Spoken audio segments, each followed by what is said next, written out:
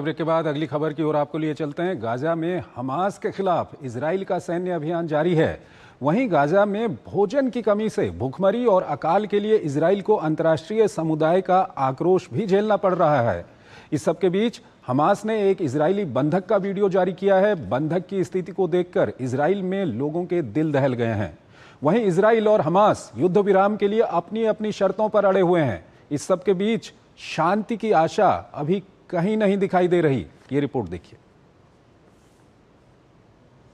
Hamas पर सिर्फ Israel या अमेरिका ही नहीं बल्कि अब अरब देश भी हथियार डालने और बंधकों की रिहाई का दबाव डाल रहे हैं। इसके उलट हमास ने इजराइल पर दबाव बनाने की रणनीति के तहत एक बंधक एव्यातार डेविड का वीडियो जारी किया है। इसमें डेविड काफी कमजोर और एक गड्ढा खोदता हुआ दिखाई दे रहा है। वीडियो में डेविड बताते हैं कि वो अपनी कब्र के लिए गड्ढा खोद रहे हैं। वीडियो के सामने आने के बाद तेल अवीव में बंधकों के समर्थन में रैली आयोजित की गई। डेविड के परिवार ने हमास पर क्रूर प्रचार और बंधकों को भूखा रखने का आरोप लगाया। इस बीच इजराइल ने बंधकों की सहायता के लिए रेड क्रॉस की अंतर्राष्ट्रीय समिति से गुहार लगाई है। प्रधानमंत्री कार्यालय ने ICRC के क्षेत्रीय प्रमुख से बात कर भोजन और चिकित्सा उपचार उपलब्ध कराने का अनुरोध किया है।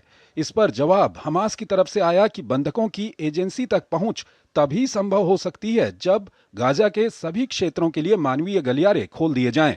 हमास हमले के दौरान 7 अक्टूबर 2023 को 251 इजरायली बंधक बनाए गए थे। इसमें 49 अभी भी गाजा में बंधक हैं। हाल के दिनों में इन बंधकों ने 3 वीडियो जारी किए हैं, जिसमें 2 बंधकों रोम ब्रास्लावस्की और एव्यातार डेविड को दिखाया गया है। हमास ने बंधक के वीडियो में भूखमरी के मुद्दे को भी शामिल किया है। इन बंधकों की दयनीय तस्वीर सामने आने के बाद एक बार फिर बंधकों की रिहाई और संघर्ष विराम की मांग तेज हो गई है।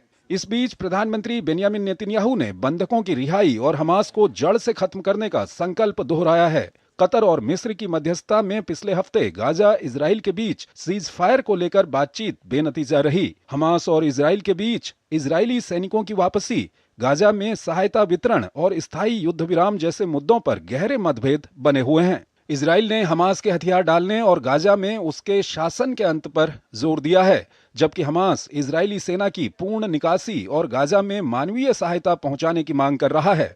पिछले दिनों अमेरिकी दूत स्टीव विटकॉफ ने इजराइल और गाजा का दौरा किया था। इस दौरान उन्होंने हमास के हथियार डालने की इच्छा जताने की बात कही थी। हालांकि हमास ने उनके इस दावे को तुरंत खारिज कर दिया। इस बीच अमेरिकी राष्ट्रपति डोनाल्ड ट्रंप ने इजराइल का बचाव करते हुए बड़ा बयान दिया है।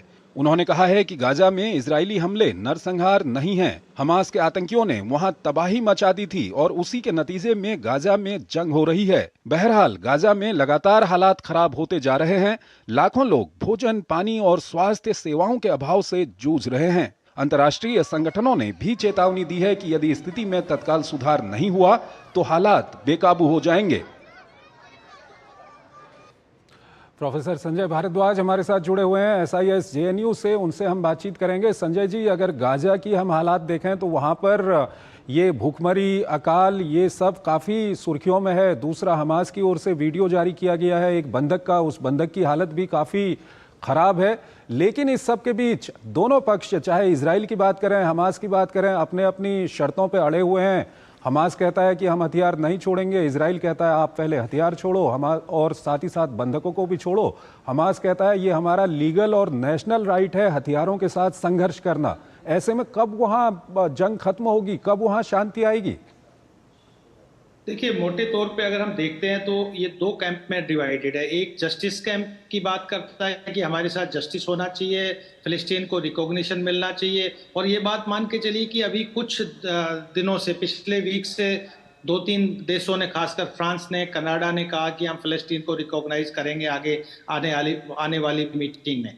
ये बात, लेकिन दूसरा जो कैंप कहता है कि पीस कैंप की, वहां पे पीस एस्टेब्लिश होना चाहिए। और पीस के लिए सबसे बड़ी जो शर्त रखता है, खासकर इजराइल रखता है, कि हमास के सभी लोगों को डिसआर्म करना चाहिए। और ये बात बहुत स्ट्रांगली यूरोपियन यूनियन और अरबियन वर्ल्ड से भी उभर के आई कि हमास को डिसआर्म करना चाहिए। तो एक क्राइसिस है कि हमास अपने आप को डिसआर्म नहीं करना चाहता, हथियार त्यागना नहीं चाहता, और आतंक के माध्यम से इजराइल को एक तरीके से आप खौफ का माहौल बनाया हुआ था। और यही बहुत बड़ा कारण था कि इजराइल ने रिटेलिएट करते हुए हमास के खात्मे के लिए आगे बढ़े।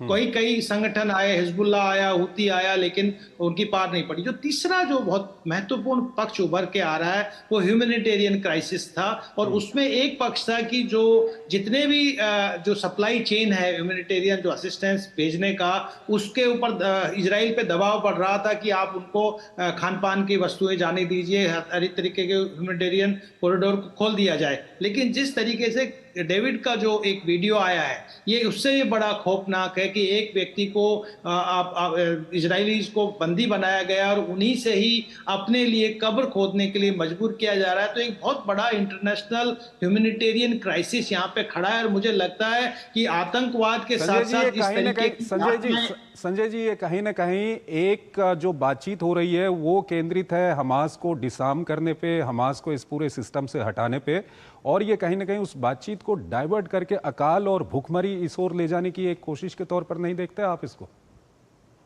नहीं, निश्चित रूप से देखिए, दोनों पक्ष अपनी दलील दे रहे हैं। एक कह रहे हैं कि हमको ह्यूमैनिटेरियन कॉरिडोर नहीं लाया गया, दूसरी तरफ दलील दिया जा रहा है कि जिस तरीके का एक जो एक ओवरशिप डिप्लोमेसी, एक तरीके से आप इसको एक इमोशनल ब्लैकमेल करने वाली कम्युनिटी की, तो ये जो पीस नेगोशिएशंस और पीस के लिए जो एक दौड़ भाग दुनिया कर रही है उसको डाइवर्ट करने की बात है। और एक दूसरे संजय जी, वक्त कम है हमारे पास, बहुत बहुत शुक्रिया आपका, आप हमारे इस कार्यक्रम में जुड़े और दोनों ही महत्वपूर्ण विषयों पर आपने अपना महत्वपूर्ण